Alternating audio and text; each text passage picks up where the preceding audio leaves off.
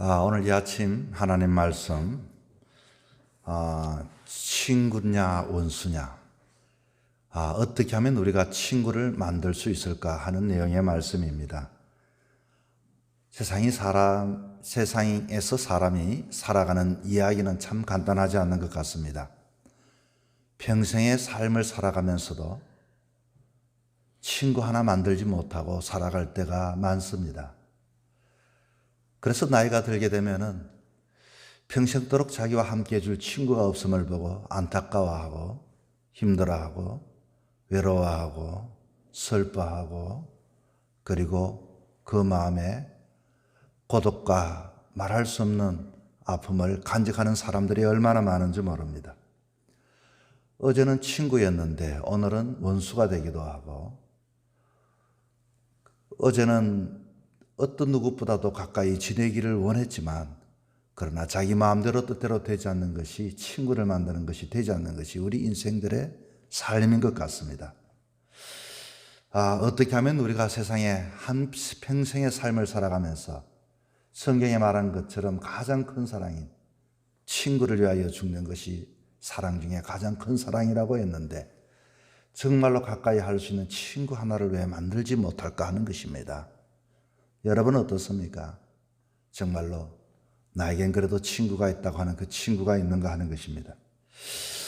오늘은 사울 왕과 다윗에 관한 이야기가 계속되어지고 있고, 다윗의 인기가 날로 높아지니 사울 왕은 은근히 어제까지만 해도 가장 가까웠던 사람, 옆에 두고 있고 싶어 했던 그 사람을 은근히 이제는 원수가 되어서 제거하려고 합니다. 이것은 사울의 마음이 아니라 우리들의 마음입니다. 옆에 두고 함께 그렇게 좋아 지내다가도 한순간 미워지고 싫어지고 그리고 적이 되는 것이 우리 인간의 본능이죠. 이 사람이 없으면 못 살겠다고 그렇게 말하여 결혼하고서도 평생에 그 관계를 묻는 어르신들이 그렇게 표현한다죠. 평생 왼수라고. 왜 그렇게 친구가 내 생의 삶을 다 주고서도 원수라고 표현했을까 하는 것입니다. 자, 지금 오늘 본문의 사울의 아들 요나단은 다윗에게 아무 잘못이 없으니 오히려 아버지 다윗을 죽이지 마십시오, 원수를 삼지 마십시오, 이렇게 간청을 합니다. 성경의 인물 중에 가장 존경받는 인물 중 한 사람이 바로 이와 같이 그 친구를 지키고 친구를 사랑했던 요나단이 아닐까 싶습니다. 사울 왕의 장남, 다시 말하면 다음 정권의 왕이 될 만한 인물이 바로 이 아버지의 적이 될 수 있는 다윗이 앞으로 자신의 적이 될 수도 있을 텐데 말입니다. 그는 우정을 택할 것인가? 그리고 적으로 만들 것인가? 그는 하나님의 중심적으로 생각할 것인가? 아니면 본능에 충실하여 그렇게 장래의 미래를 위하여 그를 정적으로 생각할 것인가? 이것이 우리들의 남은 숙제입니다. 무엇보다도 장차 자신의 왕권의 위협이 되어지는 1순위가 다윗인데, 어떻게 하면 그는 끝까지 그를 원수로 삼지 않고 정적으로 삼지 않고 경쟁자로 삼지 않고 그렇게 친구로 삼을 수 있었을까 하는 것입니다. 자, 이것이 바로 오늘 이 요나단이 신앙의 극치를 우리에게 보여주고 있습니다. 사람은 1차적인 사람이 있고 2차적인 사람이 있고 3차적인 사람이 있습니다. 1차적인 사람은 본능에 충실한 사람이 1차적인 사람입니다. 그러나 학습을 통하여, 배움을 통하여, 교육을 통하여 사람은 더 나은 사람이 될 수 있다고 하죠. 이게 2차적인 사람입니다. 그것은 이성에 충실한 사람. 내 본능은 그렇게 한다 할지라도 그래도 내가 가만히 생각해 보니 논리적으로, 합리적으로, 이성적으로 내가 그래서는 안 되지 하고 윤리를 운운하고 도덕을 운운할 수 있는 2차적인 사람은 그래도 고상한 사람입니다. 하나님을 믿는다고 하는 것은 누구를 따라야 할까요? 본능을 따라야 할까요? 이성을 따라야 할까요? 바로 신앙을 따라가는 사람이 신앙적인 사람입니다. 이게 바로 3차적인 사람입니다. 수많은 사람들이 예수님을 믿으면서도 때로는 욕을 먹고 예수를 믿으면서 예수 믿는 사람일까 의심을 가는 것은 신앙적인 것에 충실하고 그 선택을 하는 것이 아니라 때로는 나도 모르게 본능에 충실하고 본능에 선택하다 보니 때로는 우리는 날마다 넘어지게 되어져 있습니다. 이 문제 앞에 서로가 부부끼리도 다투기도 하죠. 쉽게 말하면 신앙일까 이성일까, 신앙일까 본능일까. 그것은 어제의 이야기가 아니라 앞으로 우리들의 이야기가 되어질 것이고, 우리도 수없이 오늘은 친구였지만 내일을 적으로 만드는 것이 본능을 택하고 너무 이성을 그래도 고상한 이성을 택해서 신앙을 버리는 경우가 많이 있습니다. 자, 사람이라고 하는 것은 첫째, 이 본능적인 선택을 하는 것이 사람이죠. 다시 말하면 혈련보다도 진리의 선택을 하지 못합니다. 아버지가 그토록 불안했던 그 이유가 자신의 왕이 뿐만 아니라 아마 자기 아들을 사랑한다는 그 마음 때문에 다윗을 원수로 만들고 죽이려고 했습니다. 오늘 읽었던 1절을 보십시오.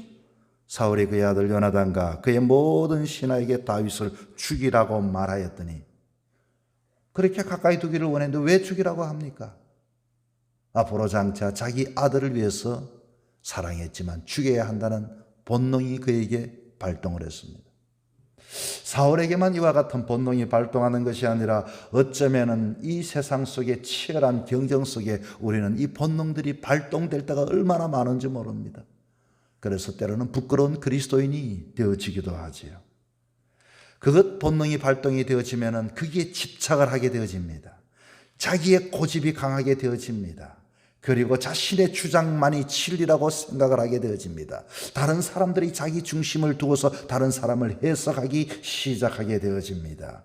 그리고 자신의 아주 강한 본능, 보호 본능이 발동하게 되어져 있습니다. 그리고 어떻게 하든지 자기에 대해서는 별론 자기에 대한 방어 체계가 아주 강하게 구축이 되어져 있죠. 이걸 보고 본능적 인간이라고 말을 합니다.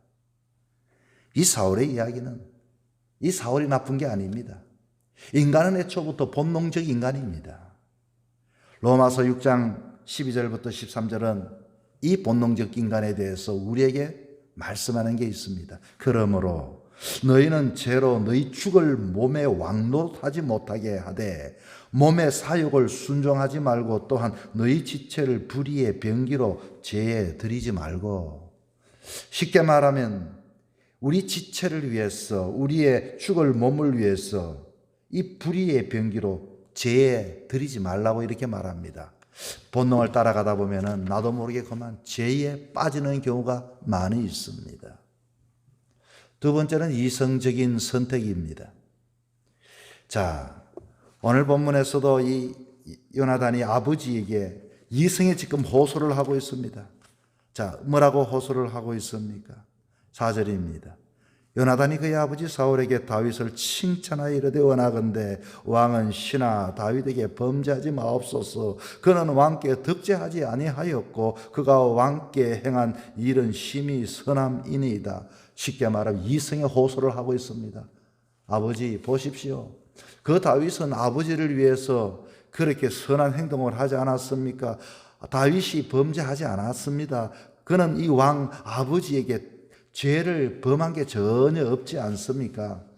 아마 그때 아버지는 그 말을 듣는 순간 그래 맞아. 다윗은 나한테 해하려고 하지 않았지. 그렇습니다. 어쨌든 하나님의 영이 떠난 상태에 있는 사울의 모습, 이성적이라도 요나단은 아버지를 설득하려고 합니다. 이 이성과 합리, 오늘까지는 이 이성과 합리는 가장 고상한 사람의 모습이기도 합니다. 그래도 도덕적이죠. 젠틀맨입니다. 그리고 본능을 억눌러서라도 이 이성의 호소를 하고 있습니다. 로마서 8장 5절에서 6절에 이렇게 말합니다. 육신을 쫓는 자는 육신의 일을, 영을 쫓는 자는 영의 일을 생각하나니 육신의 생각은 사망이요 영의 생각은 생명과 평안이니라. 영의 선택을 하라는 말씀이죠. 자, 이렇게 이 사울왕은 이제 조금 신앙적으로 아니 어쩌면 이성적으로 그렇게 요나단이 아버지를 도와주는 장면이 나옵니다. 그랬더니 뭐라고 이야기하는 거 하니 자 5절입니다. 그가 자기 생명을 아끼지 아니하고 블레셋 사람을 죽였고 여호와께서는 온 이스라엘을 위하여 큰 구원을 이루셨으므로 왕이 이를 보고 기뻐하셨거늘 하나님이 하셨다. 이걸 보고 기뻐하셨거늘 어찌 까닭없이 다윗을 죽여 무지한 피를 흘려 범죄하려 하시나이까 변론을 합니다. 그랬더니 사울이 명세를 하네요. 뭐라고 하는 거 6절입니다. 사울이 요나단의 말을 듣고 맹세하되 여호와께 살아계심을 두고 맹세하거니와 그가 죽임을 당하지 아니하리라. 그때서야 정신을 차립니다. 자, 이 악이 아닌 선의 선택을 하게 하는 이 신앙적인 선택, 요나단은 이 아버지를 그렇게 도와줍니다. 아버지와 친구였고 자기와 친구였던 이 요나단의 이 다윗에 대한 관계, 여러분, 그는 무엇이 선인지 악인지를 아버지에게 계속 이야기하고 아버지는 그때서야 하나님을 새롭게 발견하게 되어집니다. 오늘도 우리 이 사회에서는 선과 악이 아주 모호합니다. 어렸을 때는 저건 나쁜 것이다, 좋은 것이다 부모가 자식에게 가르치는데 어른이 되면서 우리는 선과 악을 잃어버리는 경우가 있습니다. 그리고서 때로는 신앙을 가지고 있으면서도 신앙적인 일인지 본능에 충실하고 이성이 신앙인 것처럼 생각할 때가 있습니다. 여러분, 오늘의 친구가 내일의 원수가 되어서야 되겠습니까? 평생의 삶을 살아가면서 고독하고 외롭고 답답하게 살았어야 되겠습니까? 주님은 우리의 친구가 되어주시고 십자가에 우리를 위하여 다 죽어주셨습니다. 신앙은 을입니다. 신앙은 신입니다.